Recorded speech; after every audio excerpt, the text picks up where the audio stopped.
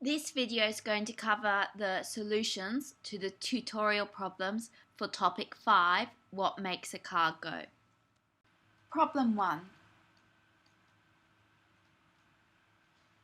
In this problem, we're asked to classify a whole lot of quantities as either scalars or vectors, and then also state their units. So let's list the vector quantities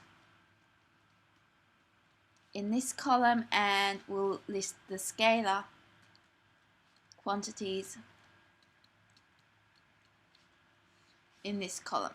So vector quantities have a direction and a magnitude. Scalar quantities just have the magnitude. So force is a vector, and it's got units newtons, which is given the symbol capital N. Acceleration, measured in meters per second, is also a vector. Now speed is a scalar quantity measured in meters per second. Velocity is equivalent to speed except that it's got a direction as well. So it's over here in the vector quantities, and it's got the same units, meters per second. Now time doesn't have a direction, so that's a scalar quantity and it's measured in seconds. Momentum does have a direction, and there's a couple of different units we can use. We can use kilogram meters per second or Newton seconds. Distance is next. Distance doesn't have a direction, so it's a scalar quantity and it has units meters. Displacement, now that is equivalent to distance except that it's got a direction as well. So displacement is measured in meters. And finally energy. So energy doesn't have a direction. The SI units for energy are joules. So we've now done problem 1. Problem 2.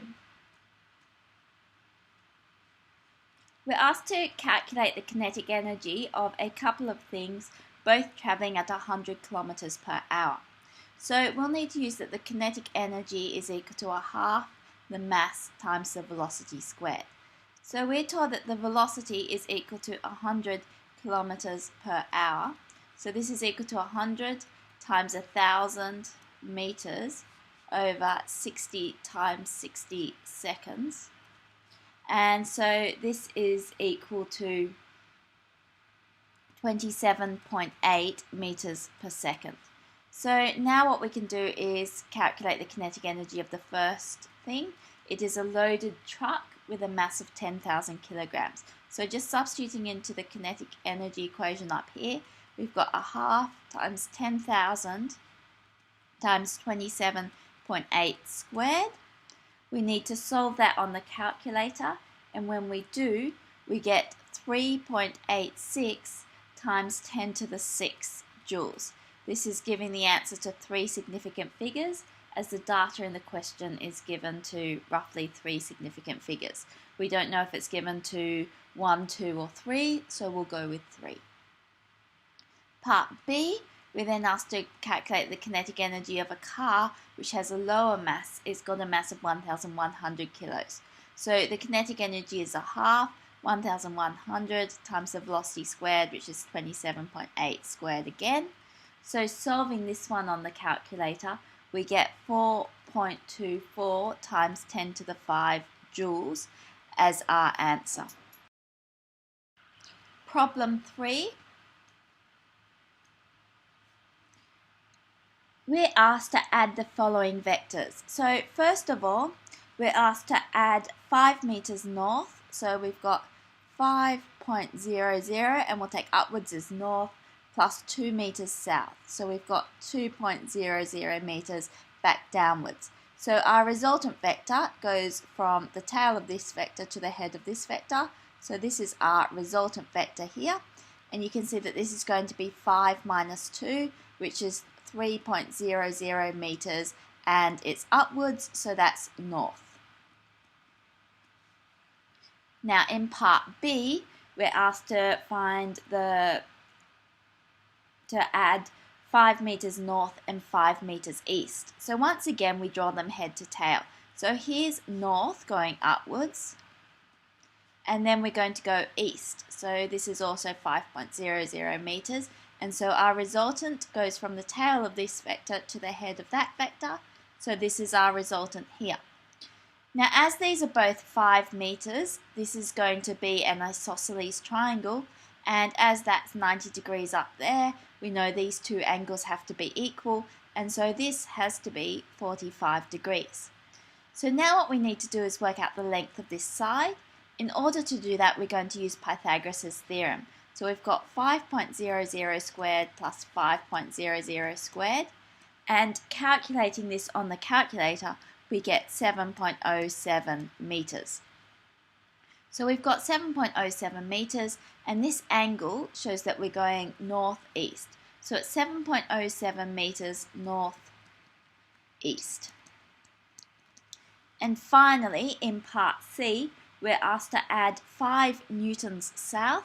So we'll draw that as going downwards, so that's 5.00 newtons, and 2.50 newtons east. So that's going this direction, and that's 2.50 newtons. And so our resultant goes from the tail of this vector to the head of that one. So here's our resultant.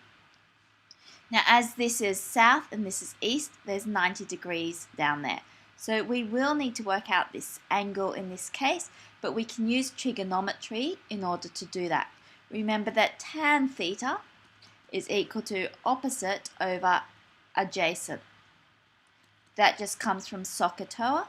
And the opposite is 2.50, and the adjacent is the 5.00, and so this is equal to a half. And so theta, in this case, is equal to 26.6 degrees. Now we also need to work out the size here, the magnitude. So in order to do that, we'll use Pythagoras again. We've got 5.00 squared plus 2.50 squared. And solving that one on the calculator, we get 5.59 newtons. So we can write this as 5.59 newtons, and then south, 26.6 degrees east. So south, and then 26.6 degrees east. So that's the solution to problem 3. In problem 4, we're asked to use conservation of energy to calculate the velocity of the cart at the bottom of the slope shown. And it rolls 2 meters down the slope, and it starts from rest. So this slope, 2.00 meters. This angle in here is 30 degrees. So conservation of energy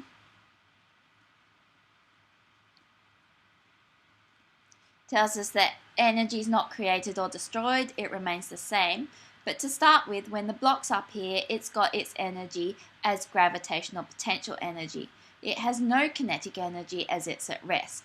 So we've got gravitational potential energy at top, and then at the bottom it's lost all that gravitational potential energy because it's moved down some height, h.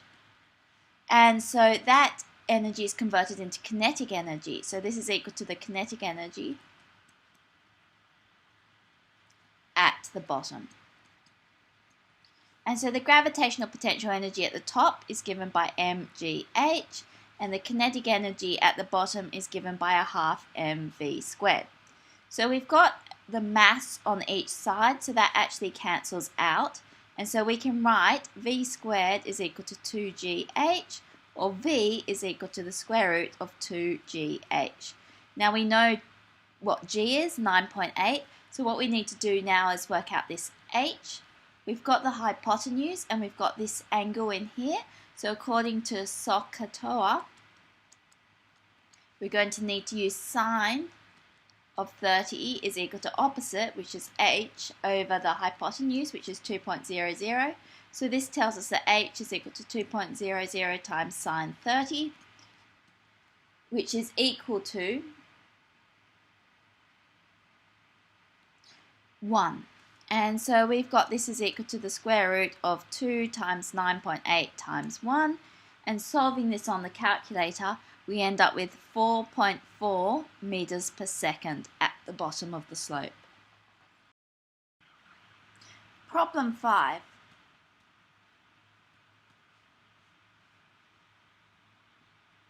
So in this problem, we're asked to draw a distance time graph. So let's draw our axes.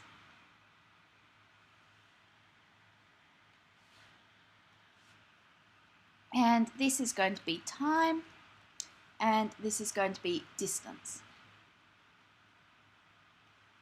And we're told that a car travels along a road. It's a straight road, and the car is traveling northwards. It travels at 60 kilometers per hour for 5 minutes. Okay, so let's put the time in minutes here. So we've got 1, 2, 3, 4, 5. And for these first 5 minutes, the speed is equal to 60 kilometers per hour, which is equal to 60 times 1,000 over 60 times 60, which is equal to 16.67 meters per second.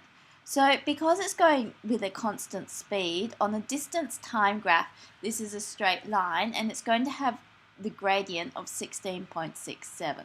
So let's draw it like that. We should have this one aligned with that one. So that's for the first 5 minutes. And here we've got a gradient equal to 16.67 meters per second.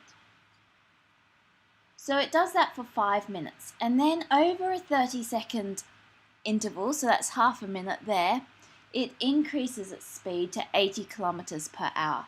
So 80 kilometers per hour is equal to 80 times 1,000 over 60 times 60, which is equal to 22.22 meters per second. So let's first of all just worry about what happens after it's changed its speed.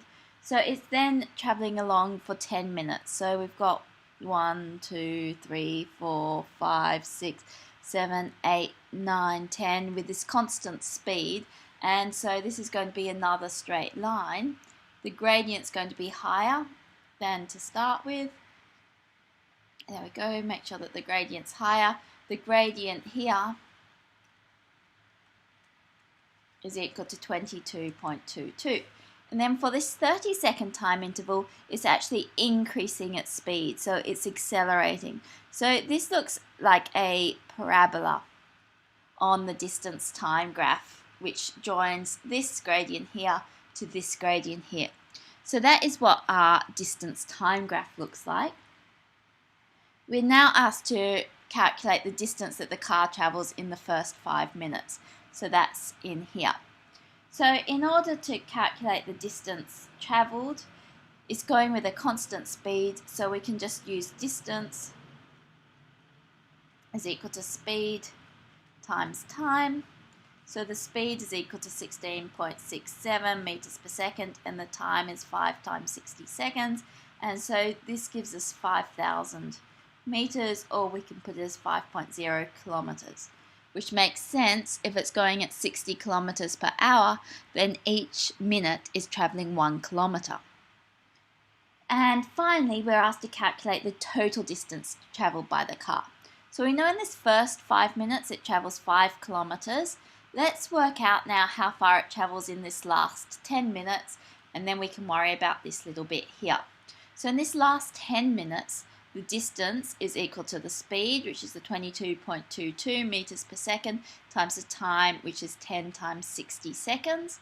And so it travels 13.3 kilometers in that time. So we would expect this to be a little over twice that, as it's twice the amount of time and it's going a bit faster. And now what we need to worry about is what distance does it travel over this time interval here. So in order to work out that distance, we can use the equation y is equal to vy naught yt plus a half at squared. We know that the time period is 30 seconds, but we're going to need to work out the acceleration. So the acceleration is equal to the change in velocity over the time, which is the final velocity, 22.22, minus 16.67 over the 30 seconds.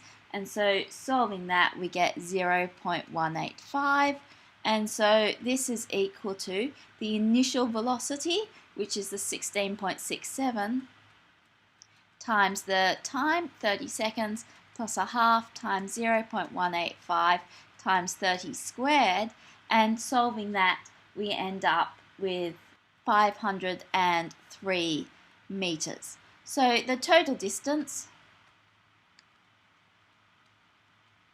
is equal to the 5 kilometers plus the 0.503 kilometers, just dividing that by 1,000 to get it into kilometers, plus the 13.3 kilometers.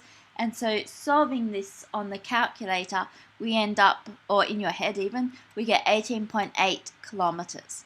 And so that's the answer to part C. Problem 6. So problem 6 is a projectile motion question. In this problem, we're projecting a projectile off the top of a cliff. It's making an angle of 45 degrees with the horizontal there, and it's got an initial velocity of 15.0 meters per second. The cliff is 20 meters above sea level. And in part A of this question, we are asked to calculate the initial horizontal and vertical velocity. So just to split this down, we've got that this is 15.0 meters per second, and this is 45 degrees, and this is our initial horizontal velocity, and this is our initial vertical velocity. Now, in order to deal with this, we're going to need to use trigonometry, SOHCAHTOA. And so we know that using cos, we've got adjacent, which is the initial velocity in the x direction over the 15. So the initial velocity in the x direction is 15.0 times cos 45. And solving that on the calculator, we get 10.6 meters per second. And now we need to do a similar thing for the initial y velocity. And so in that case, we've got sine 45 is equal to opposite, which is the y, the vertical velocity, over the 15.0. And so the initial vertical velocity is 15.0 times sine 45, which is equal to 10.6 meters per second. Okay, so that's the answer to part A. For part B, we now need to calculate the maximum height above sea level. So in order to do that, we're going to need to think about what do we know happens at that maximum height. Well, at that maximum height, the vertical velocity is equal to 0. And so we can use our equation Vy squared is equal to the initial vertical velocity squared plus 2a times the height to which it's risen. And we know that this Vy squared is 0 squared. We've calculated the initial vertical velocity there, so that's 10.6 squared plus 2. Now the acceleration that is acting on this projectile is minus 9.8. It's just the acceleration due to gravity. And then this y is not the height above sea level, but it's the height above this launch height.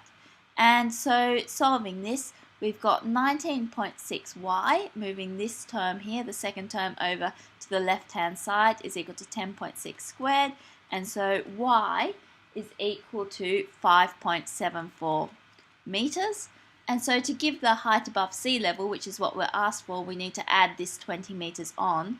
So this tells us that height above sea level is equal to 25.7 meters. And that's our answer to B. Now in part C, we're asked to calculate the time of flight of the projectile. So to do this, we're going to need to split this flight into two parts. Let's work out how long it takes to get to the maximum height here, and then we'll work out how long it takes to get down to the ocean down here. So time to maximum height,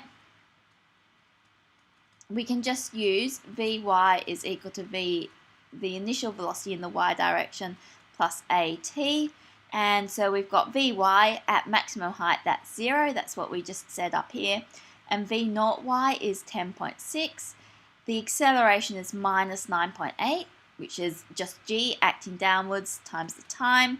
And so this time here is equal to 1.08 seconds. So that's how long it takes to get to this point here. Now what we need to do is worry about how long it takes to get back to sea level.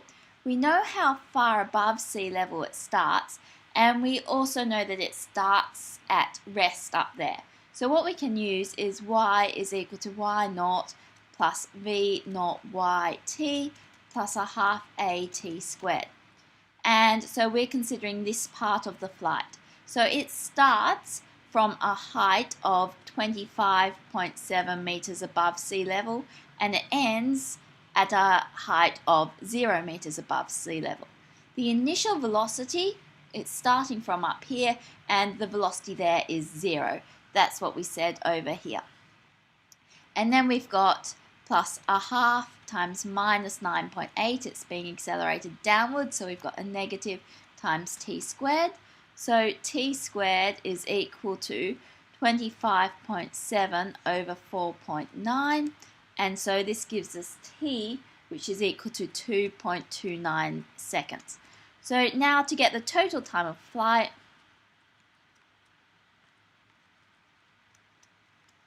we just have to add these two times together. So 1.08 plus 2.29, and solving this on the calculator, we end up with 3.37 seconds.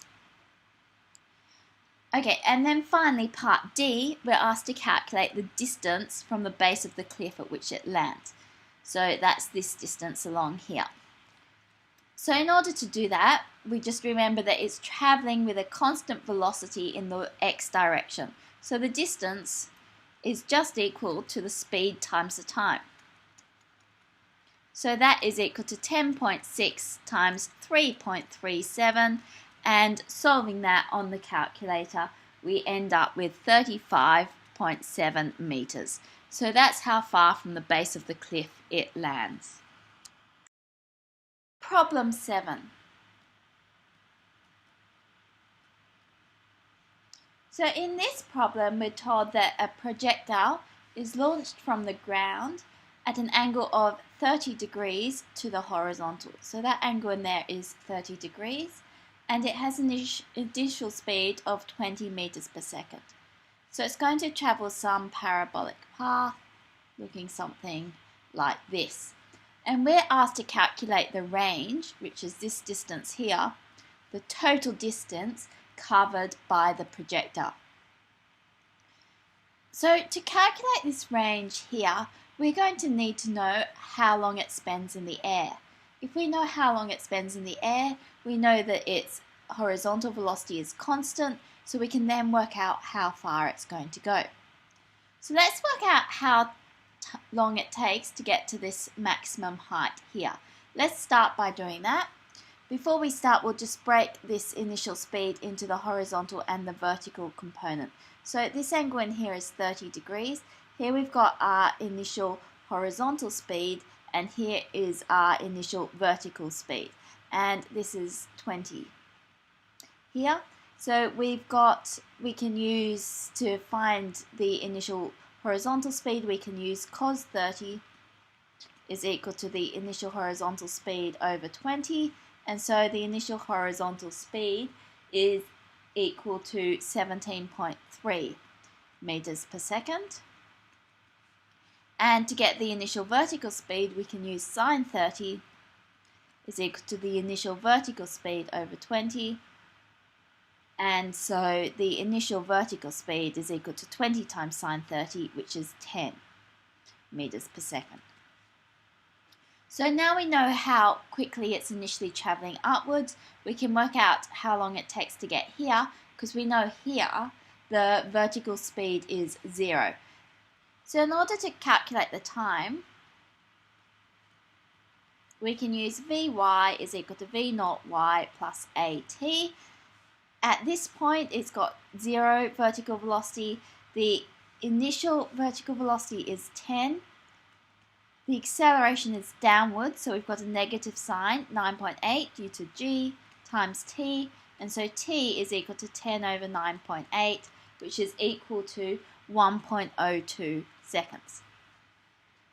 Now, the time it takes to get to maximum height is the same as the time it takes to get back to the ground. I'll leave it as an exercise for you to show that. One way to do it is to work out the maximum height and then work out how long it takes to get back from that maximum height to the ground. And so the total time is equal to 2 times 1.02, which is equal to 2.04 seconds. So now that we've got how long it spends in the air and its horizontal velocity, it's easy to get the distance. We just need to multiply them together. Distance is equal to Vox times the t, and so that is equal to 17.3 times 2.04, and solving that on the calculator, we end up with 35 meters. We just give our answer to 2 significant figures, as everything in the question was only to 2 significant figures. So problem 8. In this problem, we're given a piece of equipment called an Atwood machine. So this is basically just a pulley with 2 ropes with masses hanging off it. And this mass here, mass 1, is 2.0 kilograms, and this mass here, mass 2, is 3.0 kilograms. And in part A of the question, we're asked to write an expression for the net force on the 2 kilogram mass. It's got a tension T, and we need to take into account the weight force as well. And so in order to do this, we know that the net force from Newton's second law is equal to the mass times the acceleration. So we can write this as m1a, if we call this one here m1 and this one here m2, is equal to, now the tension is pulling it up and the weight force is pulling it down, so those are acting in opposite directions, and we need to subtract them from each other. So we've got the tension minus the weight force. So this is the expression here. Now if we want, we can substitute in. M1 we know is 2.0. We don't know what the tension is, but then we've got 2.0 times 9.8. So that is the answer to A. Part B says, write a similar expression for the net force on the 3 kilogram mass. So this 3 kilogram mass has the tension pulling it upwards and its weight force pulling it downwards. So the result of these 2 forces acting on it is going to be the acceleration of this mass. So in this case, we've got the weight force pulling it down and the tension pulling it up. And so we can substitute in the 3 kilograms. So we've got 3.0a is equal to 3.0 times 9.8 minus t. And then finally, part C says solve these equations simultaneously to calculate the acceleration of the 2 masses. So let's call this one equation A and this one equation B. If we add these 2 equations together, then we have a tension here and a negative tension here, so these are just going to cancel out. So we can add the left-hand side, so we've got 2.0a plus 3.0a, and we add the right-hand side. So we've got 3.0 times 9.8 minus 2.0 times 9.8, and then we've got plus t minus t, and that cancels out, which is why I haven't written down a t here. So we've got 5.0a is equal to, can take 9.8 out as a common factor, and we've got 3 minus 2, which is just 1.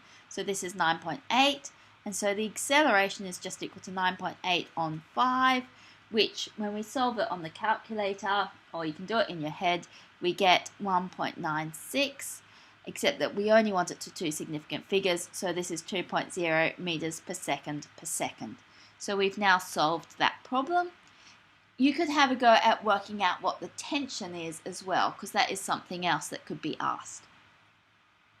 Problem 9. In this problem, we've got an ice skater who's gliding along the ice.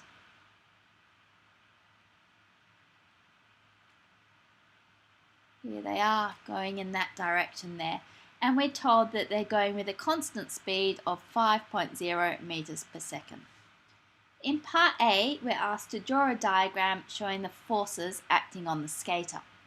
Okay, now there is no friction in this case. If there was friction, then it would be working to slow the skater down, but she's actually traveling at a constant velocity.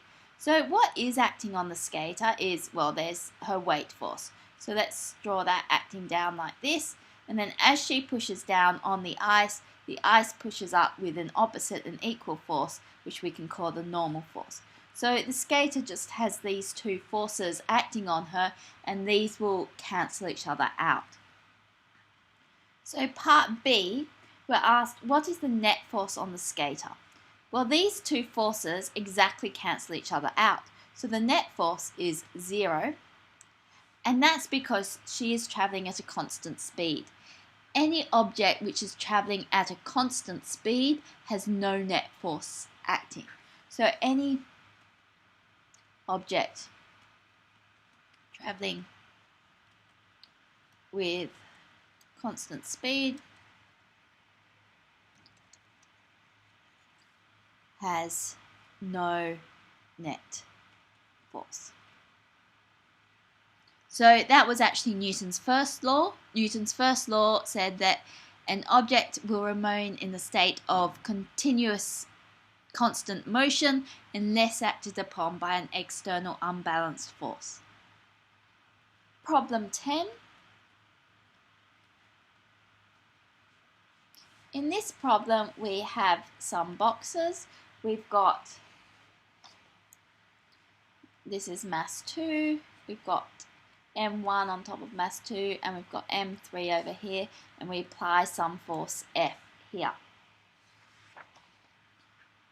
And we're told that there's no friction along this surface, but there is friction here, so that M1 won't slide along on top of M2 and M3.